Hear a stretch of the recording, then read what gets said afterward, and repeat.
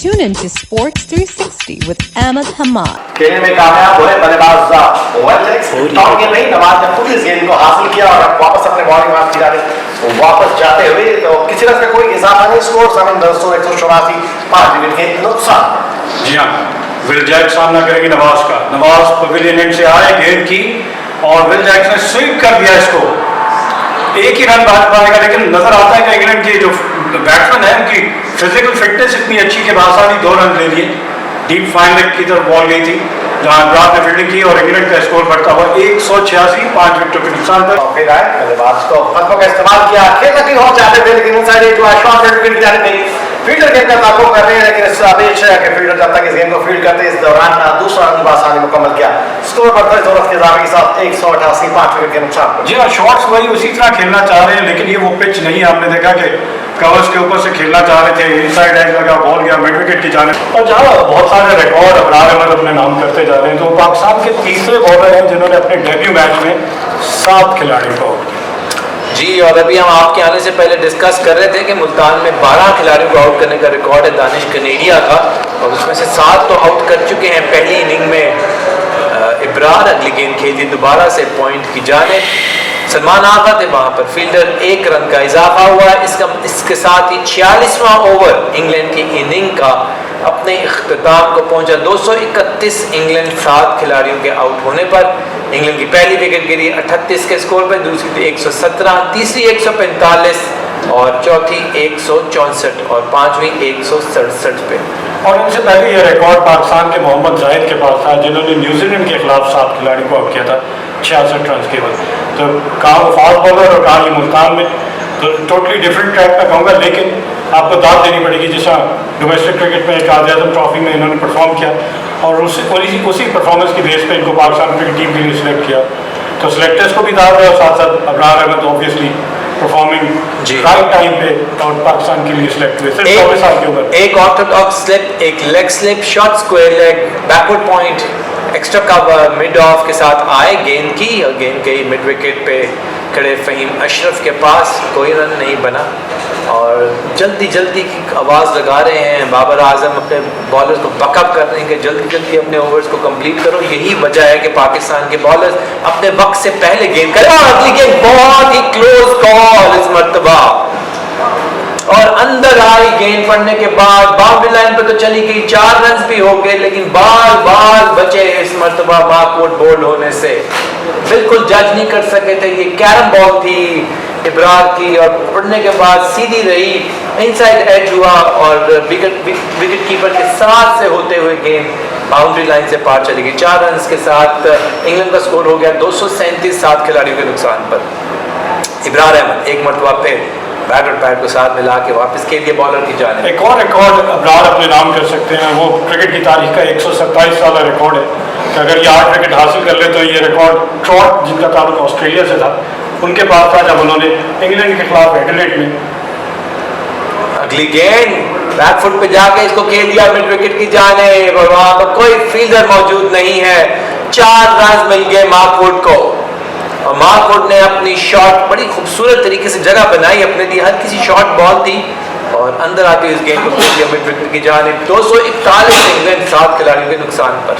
Trout की मैं बात कर रहा हूँ और ट्रॉट जिन्होंने 1895 में अगली गेंद और बैकफुट पे जाके खेल दिया इसको मिड ऑफ की जाने। जी, इंग्लैंड के खिलाफ 43 रन के एवज उन्होंने 8 विकेट हासिल की थी। तो आप समझ लें 127 साल रिकॉर्ड ब्रेक करने के बहुत करीब है इब्रार अहमद। इब्रार एक मरतबा फिर बैकफुट पे गए, खेल दिया इसको एक्स्ट्रा कवर की जानिब। साउथ शकील है वहां पर फील्डर, कोई रन नहीं बना और इसके साथ ही ओवर अपने इख्तिताम को पहुंचा इब्रार का 241 इंग्लैंड 7 खिलाड़ियों के नुकसान पर। जी हाँ, पाकिस्तान की बहुत अच्छी परफॉर्मेंस है। मैं कहूँगा कि पहले दिन इंग्लैंड के 7 खिलाड़ी आउट जो कर लिए पाकिस्तान, लेकिन ज़रूर फिर वही है काशिफ कि अभी भी इंग्लैंड अगर 50 रन यहाँ पे कर गया इस पिच पे और 300 रन के करीब पहुँच गया तो बहुत अच्छा टोटल हो जाएगा, कंसिडरिंग द फैक्ट कि यहाँ पे बॉल टर्न हो रहा है फ्रॉम डे 1 और पाकिस्तान को चौथी इनिंग में यहाँ बैटिंग करेगी। तो पाकिस्तान को देखना पड़ेगा कि कितना जल्दी इंग्लैंड को रिस्ट्रिक्ट करें। ये बाकी मामला जो 3 विकेटें हैं, ये अगर पाकिस्तान को दोनों एंड से विकेटें मिलना शुरू हो जाए तो जल्दी रैप हो जाएगी इंग्लैंड की इनिंग, बजाय इसके कि हम वेट करते हैं कि अब ही सारी विकेटें। जी बिल्कुल। लेकिन आज तो हम वेट कर रहे हैं, हम चाह भी रहे हैं कि अबरार 10 विकेटें ले ताकि अनिल कुंबले का रिकॉर्ड भी तोड़े इबरार। जी हाँ, 10:35 पर इनको बॉलिंग के लिए बुलवाया गया था। सिर्फ 35 मिनट का खेल हुआ था और उसके बाद से जैसा आपने कहा कि 20 ओवर कर दिए। और आज अगर ये पैकेज बने फॉल ऑफ विकेट्स इंग्लैंड की दिखाई जाए तो वो लगेगा हाईलाइट्स ही चल रही है वो सारी विकेटें, क्योंकि अब अबरार अहमद नहीं आ सकती। और ज़बरदस्त मैं कहूँगा कि आपको इनकी इंटेलिजेंस की दाद देनी पड़ेगी कि अपने लिमिटेड बॉलिंग के अंदर रहते हुए बैट्समैन को ट्रैप किया उन्होंने, स्टंप टू स्टंप बॉल की, और जो वैरायटी उनके पास है, जो लेग ब्रेक भी कर लेते हैं, गुगली भी कर लेते हैं और साथ साथ कैरम बोर्ड, इन सारी चीज़ों को अपनी लेंथ के साथ ऑल्टर किया, पेस डिफरेंट पेस के साथ बॉल किया और वही इनको विकेट मिलती रही। जहाँ बैट्समैन राइट फुट पे गया वो ट्रैप हो गया right in front of the wicket. और फिर अगर बैट और पैड के गैप की बात की जाए, पहली विकेट की बात की जाए, जिस तरह उन्होंने क्रॉली को आउट किया, Crawley century maker first test match की फर्स्ट इनिंग के, और वहाँ से पाकिस्तान को एक मैं कहता हूँ कि बहुत अच्छा नफसियाती बर्तरी मिल गई इंग्लैंड के ऊपर कि क्रॉली से वो एक्सपेक्ट कर रहे थे कि वो ज़रा एक्सप्लोसिव अंदाज में खेलेंगे और इंग्लैंड को एक बड़ी ओपनिंग पार्टनरशिप मिलेगी और फिर इंग्लैंड उसके बाद कैपिटलाइज करेगा। लेकिन जहाँ पाकिस्तान ने उसके बाद से विकेटें लेना शुरू की एक के बाद एक, तो इंग्लैंड बैकफुट पे फ्रॉम देयर ऑन। जी हाँ, जाहिद महमूद चाहेंगे कि इनको बीट करें लेग ब्रेक या गुगली के साथ। तो वो देखा कि एक्सपेंसिव शॉट खेलने गए क्योंकि काफ़ी लंबे हैं, बॉल की पिच तक पहुंच गए और आसानी इसको मिड विकेट की जानिब 4 रन का बहुत ही खूबसूरत शॉट खेली इस मतलब अगली गेंद जाहिद महमूद एक मतलब फिर उठा के लिए बहुत ऊंची शॉट के लिए फील्डर बॉल के नीचे नीचे आ रहा है, देखने जाएगा पड़ेगा कामयाब होते कि नहीं, और कैच पकड़ लिया। बहुत ही आसान कैच बना के इसको लेने में कामयाब हो गए फील्डर और इस तरह जाहिद महमूद पहली विकेट हासिल करने में कामयाब हुए। फ्लाइट डिलीवरी थी और एक मरतबा फिर शॉट को रिपीट किया था ओली रॉबिन्सन ने और गेंद को ग्राउंड से बाहर फेंकना चाहते थे, लेकिन वहां फील्डर मौजूद थे मोहम्मद नवाज जिन्होंने कोई गलती नहीं की और एक आसान सा कैच लेने में कामयाब हो गए। इस तरह इंग्लैंड की 8वीं विकेट गिरी, इंग्लैंड को 8वां नुकसान उठाना पड़ा और पहली विकेट हासिल की जाहिद महमूद ने। जी हाँ, बिल्कुल दाद दें आप यहाँ जाहिद महमूद को कि पिछली बॉल पे एक एक्सपेंसिव शॉट खेला, उसके बाद बावजूद उन्होंने दोबारा फ्लाइटेड बॉल की और फ्लाइट में क्योंकि ऑफ स्टंप से उन्होंने लेग ब्रेक किया तो वहीं से अगर आप क्रॉस खेलेंगे टॉप एज लगा और फिर नवाज ने ये जो दूसरा एक मैं कहूँगा कि बहुत ऊंचा कैच है जहाँ बॉल के नीचे आना जजमेंट करना, तो नवाज बड़े सेफ फील्डर है, उनके पास जब भी बॉल जाता है हम एक्सपेक्ट करते हैं कि वो कैच जरूर पकड़ेंगे।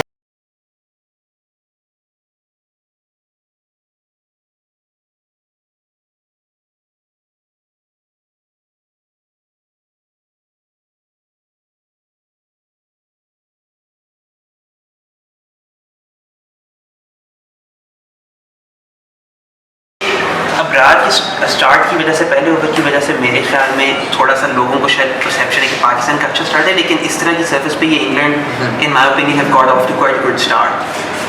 67 for 1 in the first start, not bad.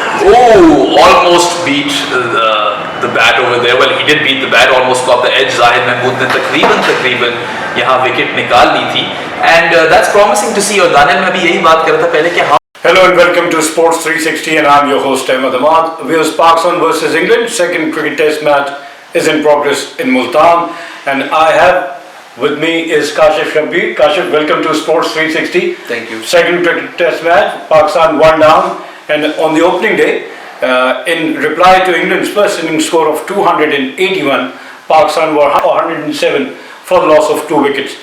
क्या देखते हैं आज के मैच के, जो आपने देखा कि पिछले टेस्ट से पाकिस्तान ने टीम में जो चेंजेस की 3 चेंजेस और इंग्लैंड ने 1 चेंज क्योंकि लियाम लिविंगस्टन नहीं है उनकी जगह मार्कवुड है, लेकिन जो पाकिस्तान ने इंक्लूजन जो डेब्यूटेंट है अबरार जिन्होंने कायदे ट्रॉफी में 43 विकेट्स इन 7 मैचेस और आज एक मैं कहूँगा कि dream debut 7 414 in his debut match, क्या कहेंगे इसके बारे में?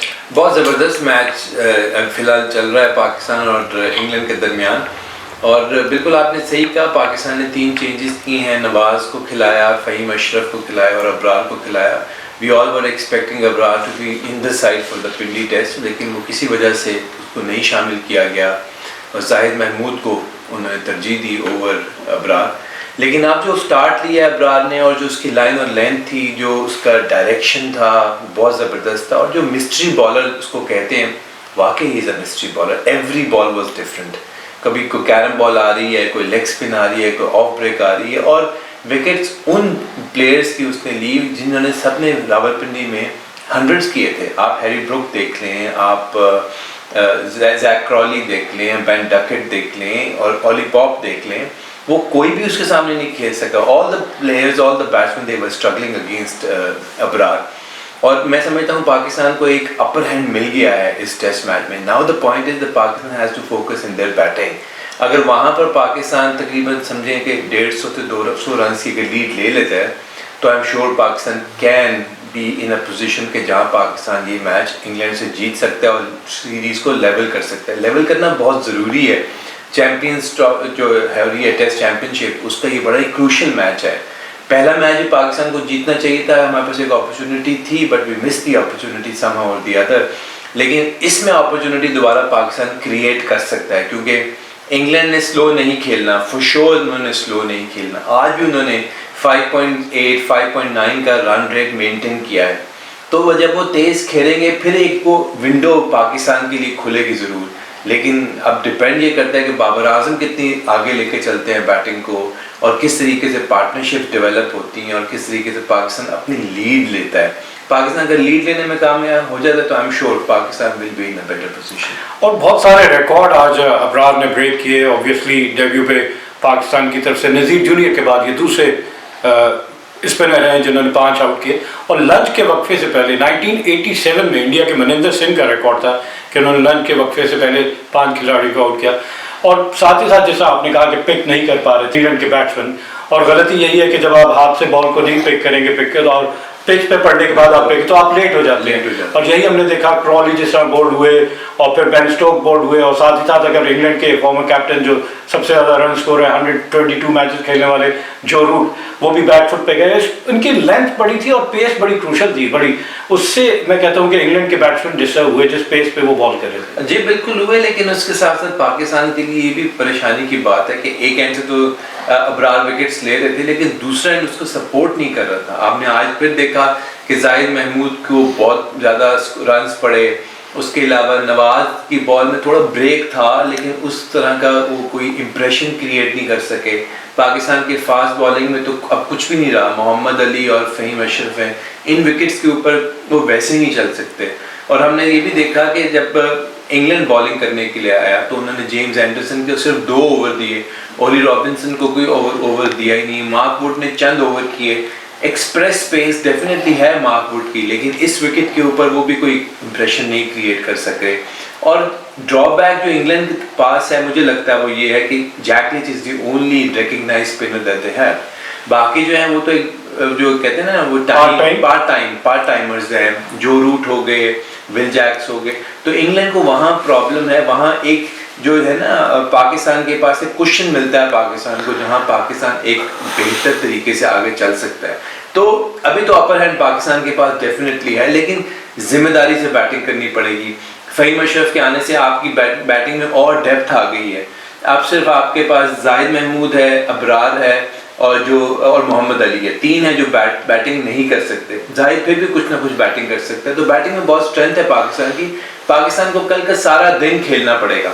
कल सारा दिन खेलें, पॉजिटिव इंटेंट के साथ खेलें और अगर 300 रन मजीद यहाँ से ऐड करते हैं तो पाकिस्तान के लिए बहुत अच्छा एक पॉजिटिव चीज़ हो जाएगी। लेकिन फिर डिपेंड करेगा इस पार्टनरशिप के ऊपर। The current partnership of Saud Shakeel and Babar Azam, this is a very important partnership for Pakistan. अगर ये आगे लेके चलते हैं तो फिर पाकिस्तान के लिए बहुत बेहतर। काशिफ, आपने बड़ी अच्छी बात की कि पाकिस्तान को बड़ा इंटेलिजेंटली सेशन टू सेशन और ये लंच से पहले अगर पाकिस्तान समझे कि हमने टाइम को किल करना है तो वो गलती हो जाएगी क्योंकि फिर आप आउट हो जाएगा। आपको जहां मौका मिले रन बनाने का वो उसको बिल्कुल ज़ाया नहीं करना चाहिए।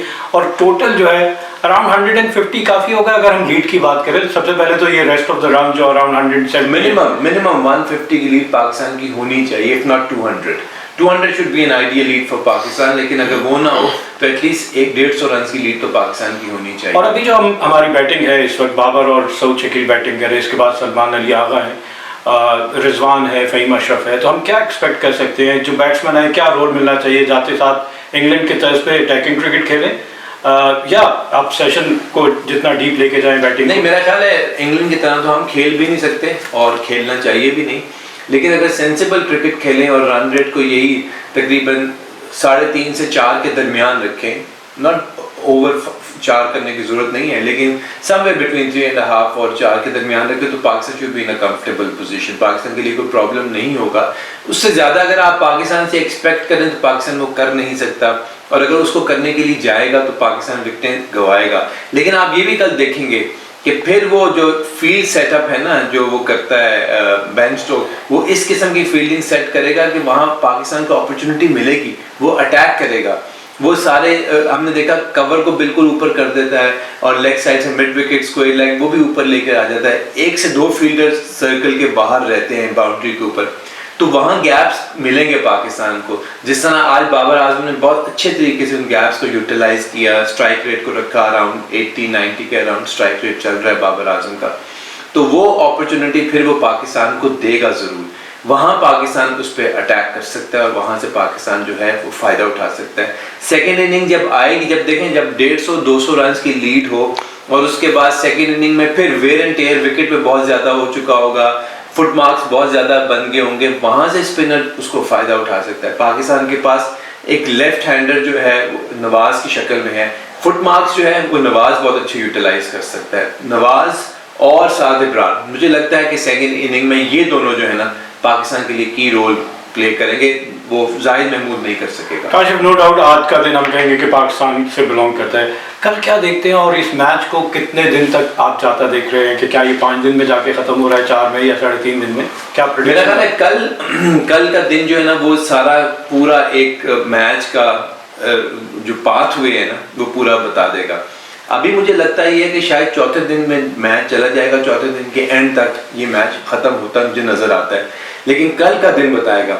अगर कल पाकिस्तान किसी वजह से लंच और टी के दरमियान अगर आउट हो जाता है फिर तो बहुत जल्दी मैच ही खत्म होगा, लेकिन अगर कल पाकिस्तान थोड़ा एक्सटेंड कर देता है, कल का सारा दिन खेल लेता है, तो फिर ये मैच जो है 5वें दिन भी जा सकता है। योर प्रेडिक्शन काशिफ, क्या बाबर आजम अपनी 9th सेंचुरी स्कोर कर पाएंगे कल के दिन में?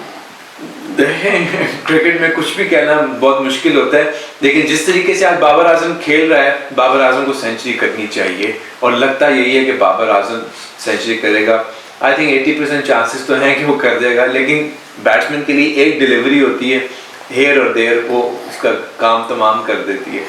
Exactly, leading from the front हम चाहेंगे कि बाबर आजम अपनी सेंचुरी कंप्लीट करें, और we wish Babar Azam and Pakistan cricket team all the best. And on this note, we come to the end of our show.